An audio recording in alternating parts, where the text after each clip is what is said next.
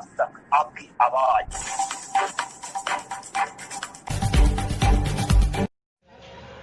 मैं हूं सिद्रा और आप देख रहे हैं इंडिया आज तक लाइव टीवी न्यूज। तो चले हम कराते हैं आपको दिन भर की तमाम छोटी बड़ी खबरों से रूबरू। छत्तीसगढ़ में अस्थायी गोठान में दम घुटने से 70 गायों की मौत, प्रशासन में मचा हड़कंप। भाजपा का आरोप, भूपेश सरकार वाही लूटने में लगी है, लेकिन जमीनी सच्चाई कुछ और। रायपुर से प्रदीप खातरकर की रिपोर्ट। छत्तीसगढ़ के बिलासपुर में बने गोठान में 70 से ज्यादा गायों की दम घुटने से मौत हो गई है। गोठान मेड़ापार बाजार में पंचायत की ओर से आवारा पशुओं को रखने के लिए एक पुराने जर्जर भवन में बनाया गया है। यहाँ पर 100 ज्यादा गायों को ठूस ठूस कर एक अंधेरे कमरे में बंद कर रखा गया था, जिसके कारण 70 से ज्यादा गायों की मौत दम घुटने से हो गई। आसपास सड़क और बदबू फैलने से शनिवार सुबह जब ग्रामीणों ने गोठान को खुलवाया तो 70 गायों की मौत का मामला उजागर हुआ। इसके बाद ग्रामीणों ने हंगामा शुरू कर दिया।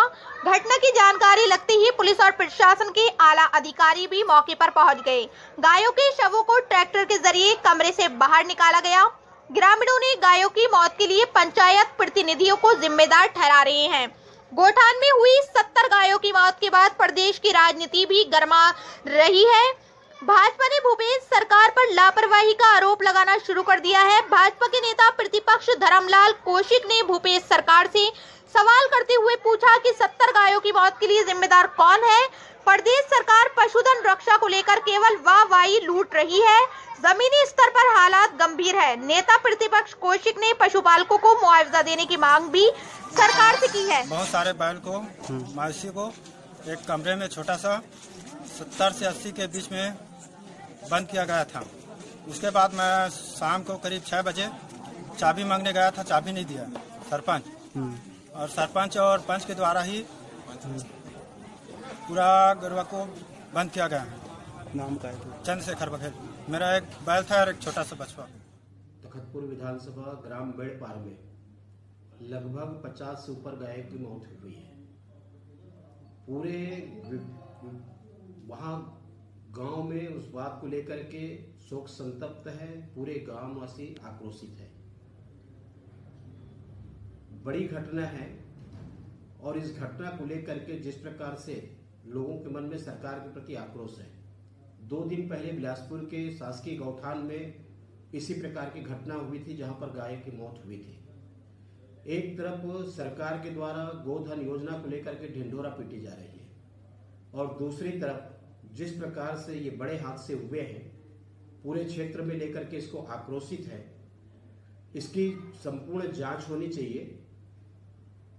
जो भी दोषी हो उसके खिलाफ में कार्रवाई हो। जो पशुपालक हैं, सरकार के द्वारा उनको उसकी क्षतिपूर्ति की राशि दी जानी चाहिए, उसकी भरपाई होनी चाहिए। आज पूरे रायपुर से बिलासपुर और प्रदेशों में देखेंगे तो सड़कों में लगभग इसी प्रकार से गाय बैठे रहती है और लगातार उनकी हत्या हो रही है। वास्तविक में सरकार को गोधन को लेकर के राजनीति करने के बजाय यदि वास्तविक में गोधन की सेवा करना चाहते हैं तो उनकी उचित व्यवस्था, देखरेख और प्रबंधन होनी चाहिए। केवल वाहवाही लूटने से काम चलने वाला नहीं है। बिलासपुर जिले के तखतपुर विकासखंड के मेड़पार गांव की घटना, और उस बड़ी घटना में जो जानकारी आई है 50 से ज़्यादा गायों की मौत हो चुकी है। और ये सारी गाय जो गांव में रोका छेका योजना के तहत अस्थाई गौठान जो पुराना पंचायत भवन है वहाँ लाया गया था, और वहाँ इतनी अव्यवस्था है, वहाँ की व्यवस्था की उसका नमूना है कि 50 गाय मरी है।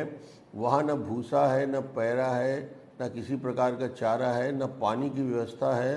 और जो प्रत्यक्षदर्शी बता रहे हैं कि वहाँ जो मौत हुई है उस मौत का कारण सफोकेशन भी है, यानी खुला ऑक्सीजन भी नहीं मिल पाया उनको, और दम घुटने से मौत हुई। गर्भवती गायों की मौत हुई है, स्वस्थ गाय की मौत हुई है। जो गौपालक जो गाय पालते हैं उनको रोका छेका योजना के तहत उनको ले जाया गया, और उस पूरे प्रदेश की यही स्थिति है।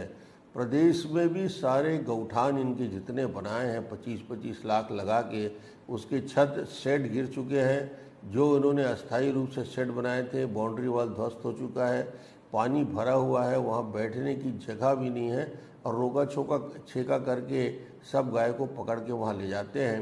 रात भर भूखे प्यासे रहते हैं। ये 50 गाय की मौत जिस प्रकार से हुई है, निश्चित रूप से इस पे प्रशासन को, सरकार को कठोर कार्रवाई करनी चाहिए। और एक प्रकार से नेग्लिजेंसी जो हुई है, गौ हत्या का अपराध एक छोटा मोटा अपराध नहीं होता। गौ माता हम सब के लिए आराध्य है। आज इस शुभ दिन में, नागपंचमी के अवसर में ऐसा समाचार मिलता है तो निश्चित रूप से इस पर कार्रवाई।